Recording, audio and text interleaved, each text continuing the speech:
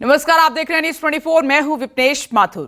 केजरीवाल आने वाले हैं। जी हां, शराब घोटाले में जेल पहुंचे दिल्ली के सीएम अरविंद केजरीवाल को जमानत मिलने के बाद भी उनकी रिहाई का इंतजार अभी और लंबा हो गया है।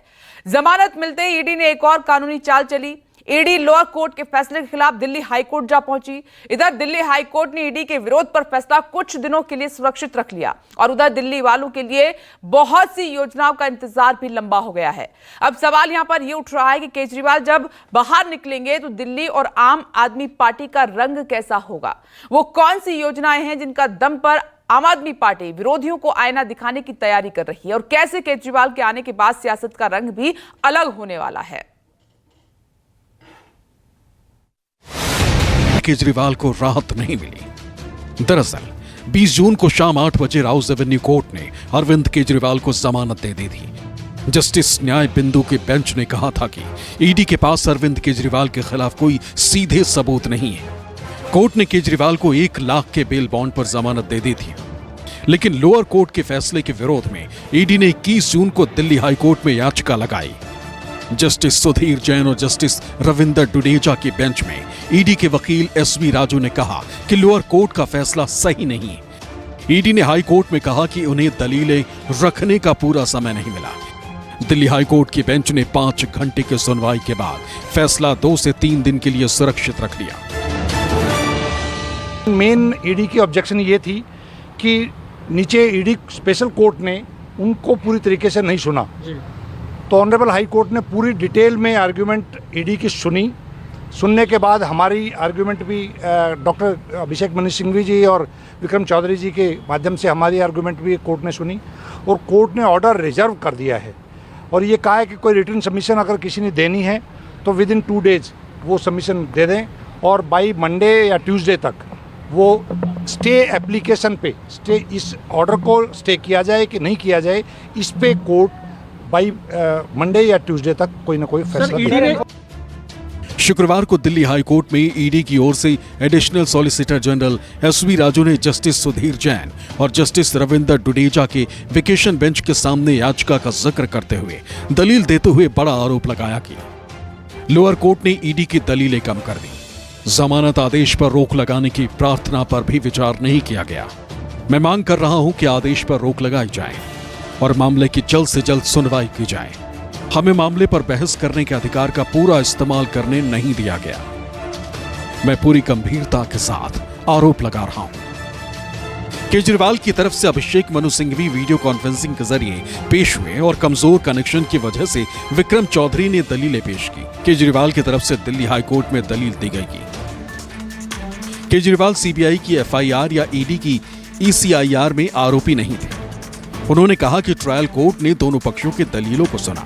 कोर्ट ने कहा कि ईडी ने 182 पन्नों का जवाब दाखिल किया था। जज ने दोनों पक्षों के तर्कों को सुना और अपने तरीके से तर्कों को नोट किया। ट्रायल कोर्ट के आदेश में एक टाइपो है और ईडी इस टाइपो का फायदा उठा रही। ट्रायल कोर्ट ने साफ तौर पे कहा कि गोवा के इलेक्शन की जिस लेन देन की बात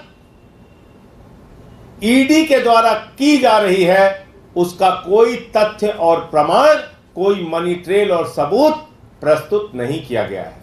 अरविंद केजरीवाल 21 मार्च 2024 को अरेस्ट किए गए और उनकी गिरफ्तारी वैध है या अवैध है, यह मामला अभी भी माननीय सर्वोच्च न्यायालय के समक्ष विचाराधीन है। कोई मकसद नहीं है, सिर्फ मकसद है एक, केजरीवाल की राजनीति खत्म करो, आम आदमी पार्टी को खत्म करो। जब कल आदेश आ गया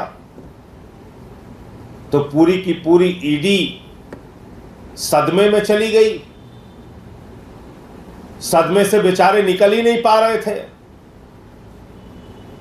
उनको उनके ऊपर के आकाओं ने डांटा, बिगड़ा, अरे क्या किया तूने, तुझे तो जो काम कहा गया था ठीक से किया ही नहीं, चल लाइन में लग जा। बोले हुजूर कहां लगना, बोले सुबह सुबह हाई कोर्ट पहुंच जा। पहुंच गई high court ED. Delhi high court द्वारा फैसला सुरक्षित रखने के बाद अब भले ही दिल्ली के मुख्यमंत्री अरविंद केजरीवाल को कुछ दिन और जेल में रहना पड़ेगा, लेकिन ट्रायल कोर्ट के फैसले से आम आदमी पार्टी के नेताओं और कार्यकर्ताओं के हौसले बुलंद हैं। उनका मानना है कि अरविंद केजरीवाल की रिहाई पार्टी के लिए संजीवनी का काम करेगी और दिल्ली सरकार में कई फैसले पेंडिंग हैं जो अगर होते हैं तो उससे पार्टी को फायदा हो सकता है।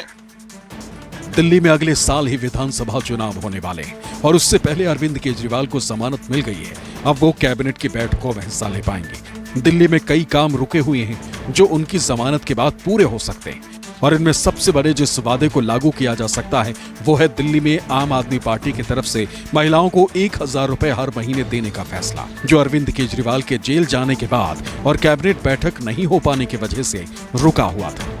इसी तरह कई और योजनाएं भी केजरीवाल के जेल जाने के चलते आगे नहीं बढ़ पाई।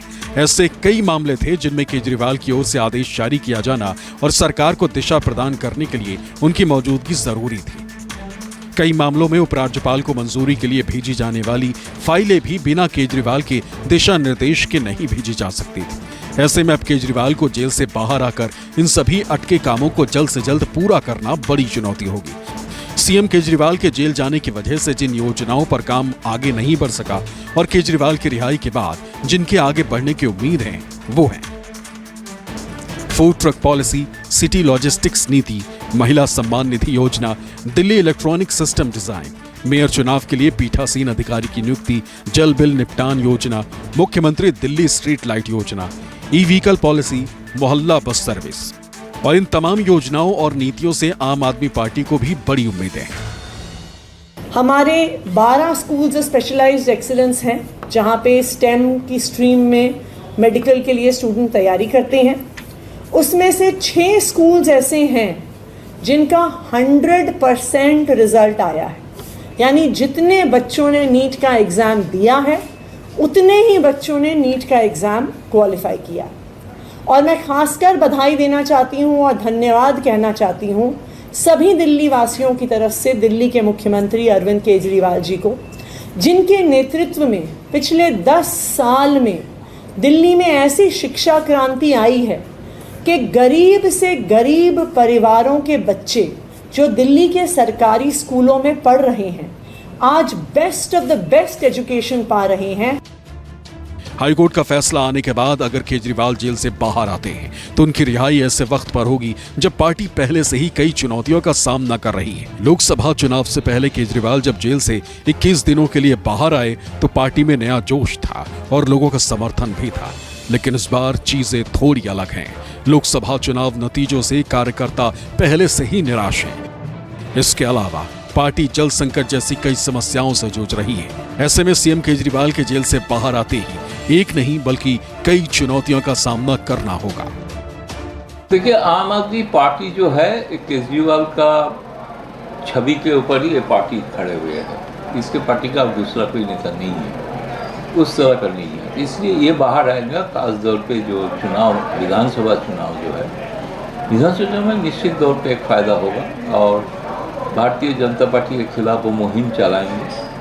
अभी पता नहीं कि इसके कांग्रेस के साथ जाएंगे कि नहीं जाएंगे। अभी कहा कि जो गठबंधन था लोकसभा चुनाव तक ही था, इसलिए फिर वोट डिवाइड होने से फिर भाजपा को फायदा मिल सकता है। लेकिन दिल्ली में जनरली लोग आम आदमी पार्टी को ही वोट देते हैं। दिल्ली शराब घोटाला मामले में जमानत मिलने के बाद भी ईडी की कानूनी बाजीगरी ने आम आदमी पार्टी को नाराज कर दिया।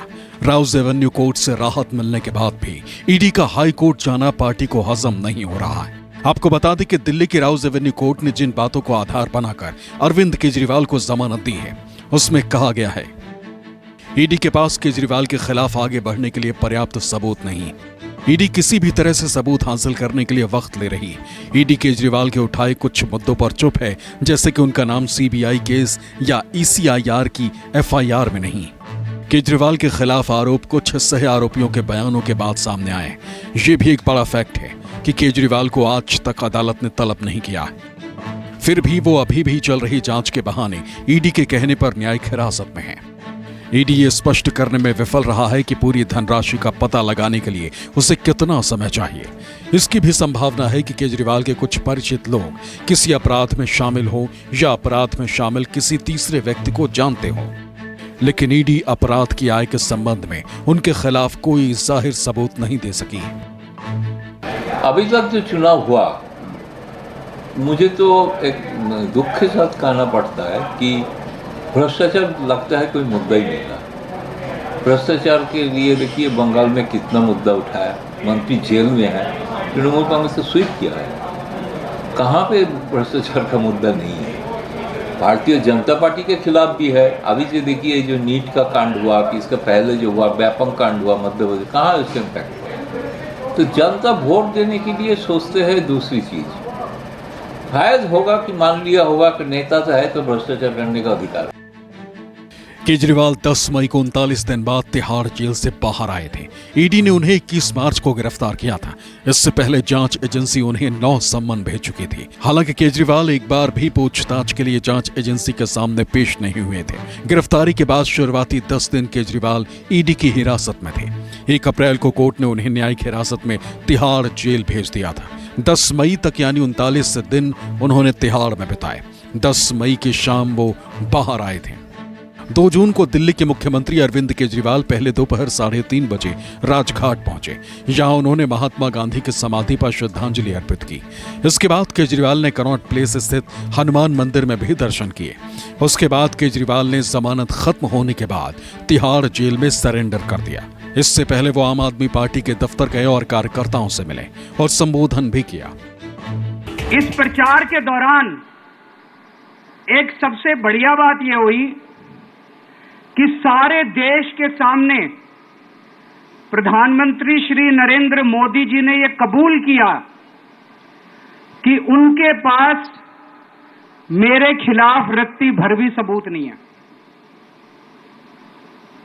हम कहते थे ना, जब भी हमसे पूछा जाता था कि भाई ये कह रहे हैं 100 करोड़ रिश्वत ली, 100 करोड़ रिश्वत ली, वो 100 करोड़ कहां गया? 500 से ज्यादा जगह तुमने रेड मार ली, कहीं चवन्नी मिली हो, अठन्नी मिली हो, 1 रुपया मिला हो। पार्टी को अब एक बार फिर केजरीवाल के बाहर आने का इंतजार है। इंतजार बेशक लंबा हो गया है, लेकिन पार्टी और केजरीवाल के समर्थकों को उम्मीद है कि अब की बार केजरीवाल बाहर आएंगे तो दिल्ली में आम आदमी पार्टी अलग रंग में नजर आएगी। और पार्टी को उम्मीद है कि कोर्ट खेल रही ईडी और बीजेपी को इस बार करारा जवाब मिलेगा। Bureau report, news 24।